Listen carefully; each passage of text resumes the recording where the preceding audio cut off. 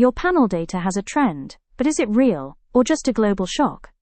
Today, I'll show you how to remove time effects in Excel and reveal the true underlying variation. In panel data, countries often move together because of global shocks, inflation waves, energy crises, technology shocks. If you don't remove these time effects, your analysis can be misleading. Here's a simple productivity dataset for 3 countries from 2022 to 2025. Notice how all countries trend upward. That's the time effect we want to remove.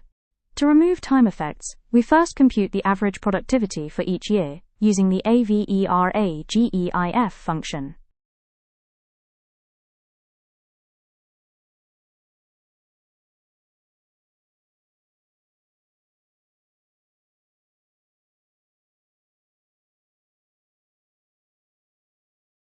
This gives us the common trend, the part shared by all countries.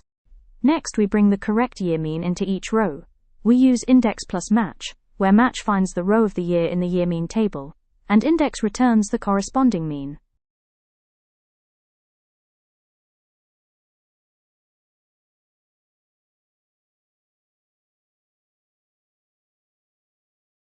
This attaches the correct year mean value to every observation in the panel. Now subtract the year mean from each observation.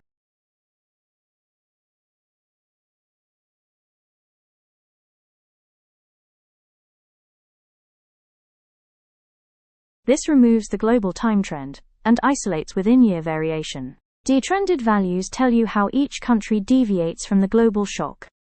Positive means above the trend. Negative means below it. Detrending prepares your data for fixed effects models, reduces spurious correlations, and helps you understand true country-level dynamics.